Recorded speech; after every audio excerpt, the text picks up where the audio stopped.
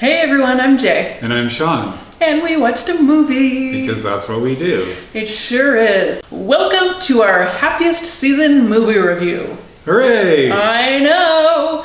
It's that time of year, and this is the Christmas movie everyone has been talking about. I just learned this. The amount of things that I have to teach you in a day, though, Sean. It's a lot. It is a lot. This was one of those things. It is a lot. So, Happiest season, the lesbian romantic comedy of the holiday season 2020. It is dropping on Hulu November 25th. That's just a month before Christmas. It is exactly a month before Christmas. That is a terrifying thought, how close we are to that. Yeah, it is. How dare you do that math for us, Sean? Sorry, everyone. Anyways, you're going to want to watch this. First of all, we have the wonderful, the talented Clea DuVall, who is behind the camera and on the page for this one. She co-wrote the script with Mary Holland, who also stars in the movie. It is fun, it is romantic, it is funny, and it is Christmassy. So you may know that Kristen Stewart, Hollywood's favorite lesbian, stars in this lesbian Christmas movie. Have we said that enough? It is a gay Christmas movie! Finally, queer cinema gets a little bit of mistletoe. That's nice. Yeah. Because I heard that gay people also celebrate Christmas. You did hear that, right? Yeah. Apparently it's true. Only half true, because actually Kristen Stewart plays a girl in this movie who does not really like Christmas, but she's gonna get dragged into it this year. She's a Grinch. She's an orphan. Oh. I win. So Kristen Stewart plays Abby, who legitimately is not that fond of Christmas, but her girlfriend Harper, played by Mackenzie Davis, is pretty into this stuff. And, one thing leads to another, and before you know it, Abby is agreeing to go to Harper's house for Christmas this year. Yeah, I mean, that's big. Meeting the family is big. It's big anytime. It's big anytime. The first time being on Christmas, they're staying there for 5 days, so it puts the pressure on you. It's not an in and out. No. That's a big one. Yeah, it is. That's tough. So she agrees to go. She's kind of reluctant, but, she's a good girlfriend. She really likes Harper. Likes her so much, in fact, that not only is she going to indulge Harper's, Christmas fantasies, she's going to propose over Christmas dinner. Wow. In front of all her family. That's awesome. That's, Yeah, that's a big step. She's really making this so that their first Christmas together is a memorable one. The first of many. Except for on the way there, Harper's got some nervous energy going, and she confesses, "Remember how I told you when I came out to my parents this summer, they took it well?" Turns out to not be true. Oops. Turns out she didn't come out to her parents at all, ever. So, her parents don't know she's gay. And she doesn't want them to know. Because Dad, Ted, played by Victor Garber, is running for mayor of Homophobe USA, apparently.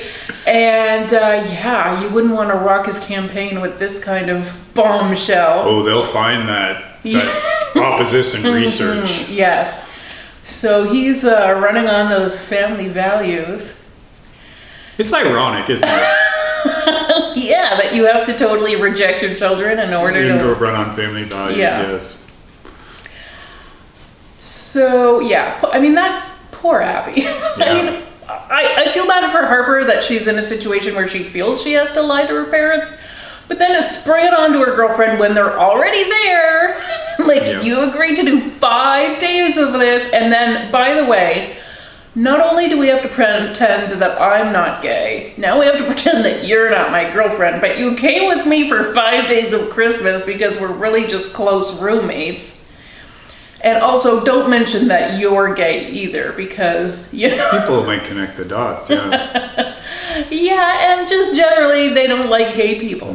So, you know, you might, just for your own comfort this weekend, you might want to keep that on the down low. So in we walk to the perfect home where the mayoral candidate lives, with his lovely wife, Tipper, played by Mary Steenburgen. Yes, I know, it's pretty much the perfect. I don't know how she's not a first lady with a name like that. Yeah. And so lovingly greets her daughter with something like, "Oh, you look so beautiful. You're more and more beautiful every time I see you. Did you bring concealer?" So she's that kind of mother. You know, sneaking in the barb. "Oh, we'll soften you up with what seems like a compliment, but really I'm going to negate the compliment when I get to the real point." And that's how this weekend is going to be.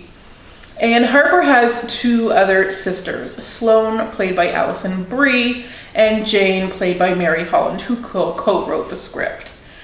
And these sisters have been trained their whole lives basically to compete for their parents' affection. And the parents do not dole out affection for free. You have to earn it.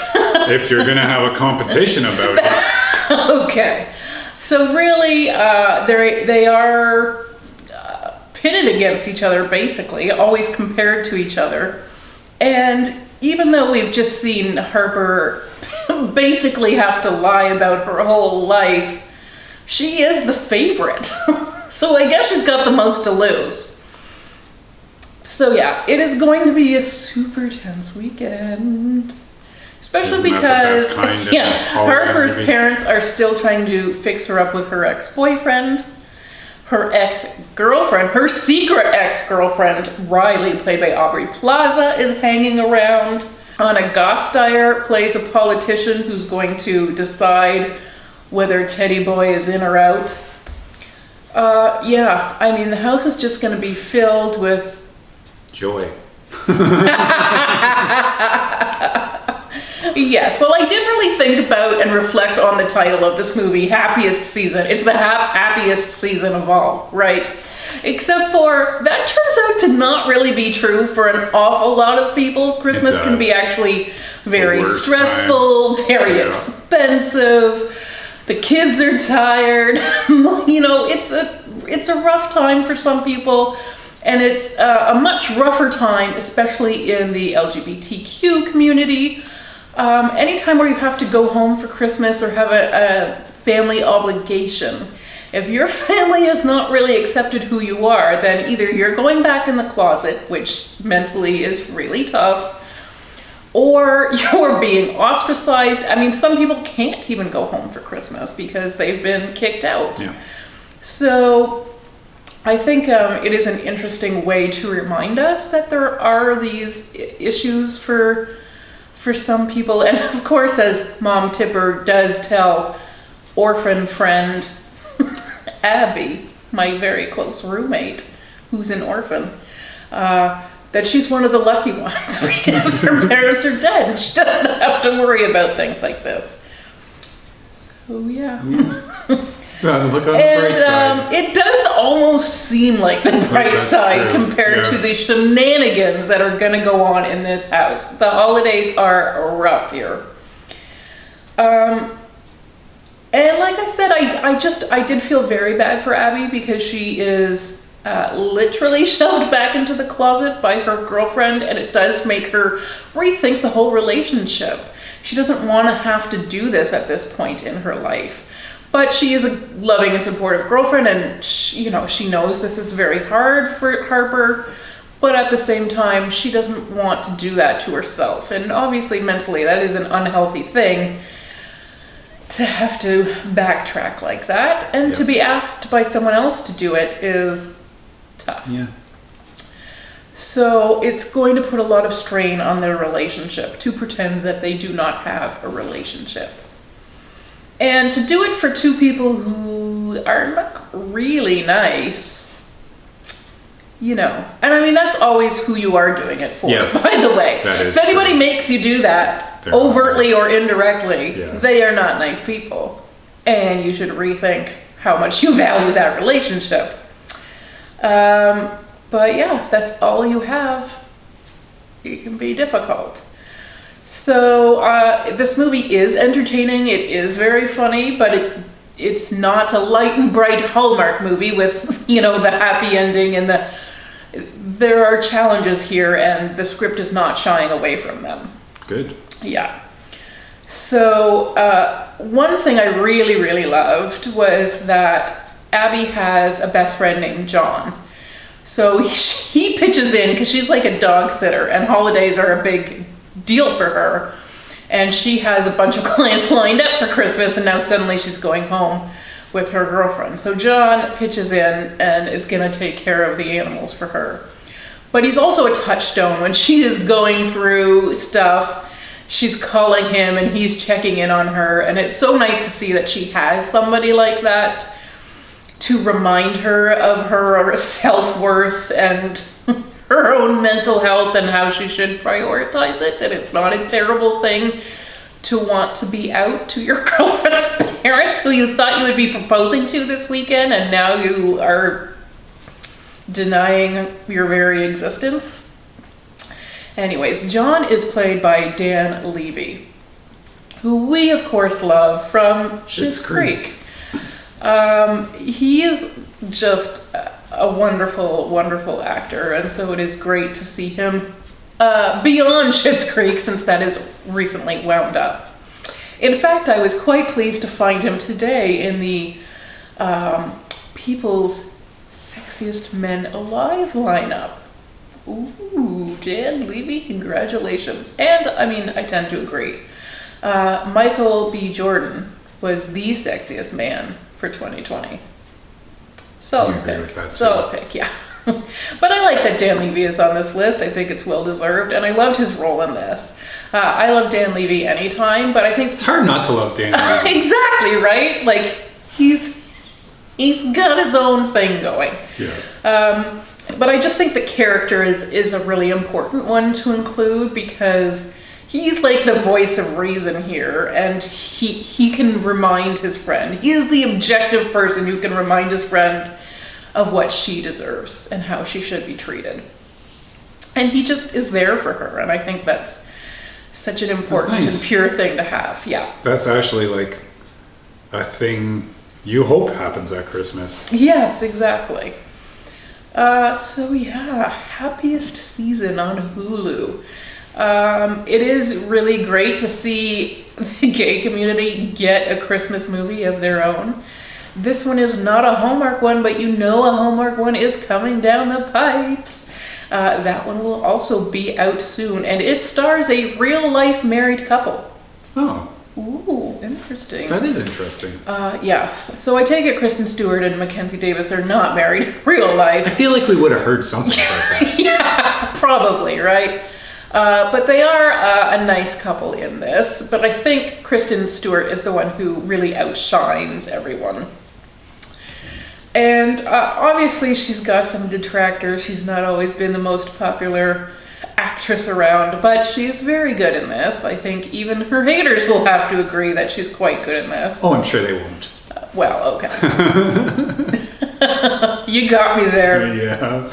Merry Christmas. But she is, it feels very like natural and real for her to do this, and I think she is good at sort of straddling that line between how to be supportive and also how to endorse your own feelings, which it's not always easy to do or to decide exactly where to draw that line. It is not. Mm-hmm. So, yeah, happiest season. Not always the happiest season for everyone. So in these COVID times, it's 2020, Christmas is going to be who knows what kind of holiday this year. Yeah. A good reminder to check in on your friends. Yes. Because there are some vulnerable people. The Dan Levy. Be the Dan Levy, that's right. We should all be the Dan Levy. And yeah, let people know you care and you see them. It's a big deal. It is kind of a big deal, especially when she's in a house where literally she's hiding. Yeah. And yet it's like, it sounds like it's serious, but it's a really, the tone is great. They managed a really nice balance with this script. So I gotta say, I liked the movie. I liked The Holiday. Some of the people I openly despised, as I was meant to.